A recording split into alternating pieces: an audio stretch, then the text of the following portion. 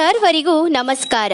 ಏಕದಂತಂ ಮಹಾಕಾಯಂ ಲಂಬೋದರಂ ಗಜಾನನಂ ವಿಘ್ನನಾಶಕಂ ದೇವಂ ಹೇರಂಬ ಪ್ರಣಮಾಮ್ಯಹಂ. ಕರ್ತವ್ಯ ನಿಷ್ಠೆ, ಕ್ಷಮಾಗುಣದಾತ ಹೇರಂಬ ಹಾಗೂ ಸ್ಥಳೀಯ ಸರ್ವದೇವರನ್ನ ವಂದಿಸುತ್ತಾ ಶಾಲೆಯ ಕಿರು ವರದಿಯನ್ನು ತಮ್ಮ ಮುಂದಿಡಲು ಬಯಸುತ್ತೇನೆ.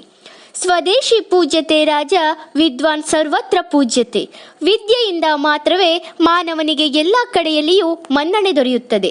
ಮಾನವನ ಸರ್ವತೋಮುಖ ಅಭಿವೃದ್ಧಿ ವಿದ್ಯೆಯಿಂದ ಮಾತ್ರ ಎಂಬುದನ್ನು ಮನಗಂಡು ಪ್ರಕೃತಿ ಮಡಿಲಿನಲ್ಲಿರುವ ಅಂಕೋಲಾ ತಾಲೂಕಿನ ಬಳಲೆ ಗ್ರಾಮದಲ್ಲಿ ಬಡ ಮತ್ತು ಗ್ರಾಮೀಣ ವಿದ್ಯಾರ್ಥಿಗಳಿಗೂ ಇಂಗ್ಲಿಷ್ ಮಾಧ್ಯಮದ ಶಿಕ್ಷಣ ದೊರಕಿಸಿಕೊಡಬೇಕು ಎಂಬ ಸದುದ್ದೇಶದಿಂದ 2007-8ನೇ ಸಾಲಿನಲ್ಲಿ ಸ್ಥಾಪಿತ ಅಪೂರ್ವ ಎಜುಕೇಷನ್ ಸೊಸೈಟಿಯು ಇಂದು 16ನೇ ವಾರ್ಷಿಕ ಸ್ನೇಹ ಸಮ್ಮೇಳನವನ್ನು ಆಚರಿಸುತ್ತಿದೆ ಎಂದು ಹೇಳಲು ನನಗೆ ತುಂಬಾ ಸಂತೋಷ ಎನಿಸುತ್ತದೆ.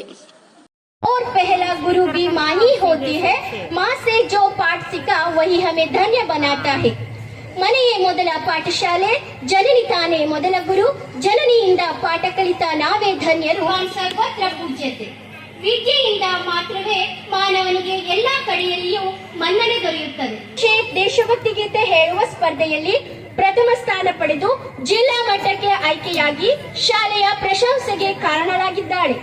ನವೆಂಬರ್ 14ರಂದು ಮಕ್ಕಳ ದಿನಾಚರಣೆಯ ಪ್ರಯುಕ್ತ ಶಿಕ್ಷಣ ಇಲಾಖೆಯು ಮಕ್ಕಳ ಕನಸಿನ ನೇತಾರ ಎಂಬ ವಿಷಯದ ಕುರಿತು ನಡೆದ ಪ್ರಬಂಧ ಸ್ಪರ್ಧೆಯಲ್ಲಿ ನಿಧಿ ನಾಯಕ್ ತಾಲೂಕಾ ಮಟ್ಟಕ್ಕೆ ಆಯ್ಕೆಯಾಗಿ ಶಾಲೆಯ ಹಿರಿಮೆಗೆ ಕಾರಣರಾಗಿದ್ದಾಳೆ. ಇದು ಒಡನೆಯಾದ ಪ್ರಯಾಣ.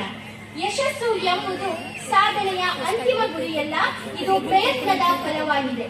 ಪ್ರಯತ್ನ ಒಂದೇ ಸಾಕು, ಅದು ಒಂದೊಮ್ಮೆ ನಿಮ್ಮನ್ನು ಯಶಸ್ಸಿಗೆ ಕೊಂಡೊಯ್ಯುತ್ತದೆ ಎಂಬ ಮಾತಿನಂತೆ ನೀವು ಕೂಡ ಪ್ರಯತ್ನದ ಬೆಲೆಯನ್ನ ತೆತ್ತರೆ ಮಾತ್ರ ನೀವು ಸಾಧನೆಯ ಶಿಖರ ತಲುಪಲು ಸಾಧ್ಯ.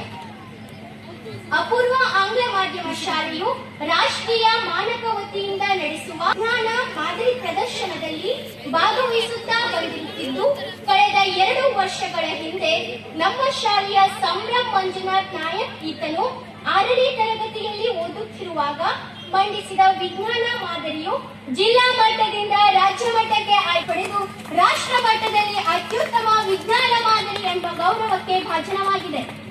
ಪ್ರತಿ ವರ್ಷದಂತೆ ನಡೆಸುತ್ತಿರುವ ಇಂಡಿಯನ್ ಟ್ಯಾಲೆಂಟ್ ಒಲಿಂಪಿಯಾಡ್ ಮ್ಯಾಥ್ಸ್ ವಿಭಾಗದಲ್ಲಿ 66 ವಿದ್ಯಾರ್ಥಿಗಳು ಭಾಗವಹಿಸಿದ್ದು 49 ವಿದ್ಯಾರ್ಥಿಗಳು 2ನೇ ಸುತ್ತಿಗೆ ಆಯ್ಕೆಯಾಗಿದ್ದಾರೆ.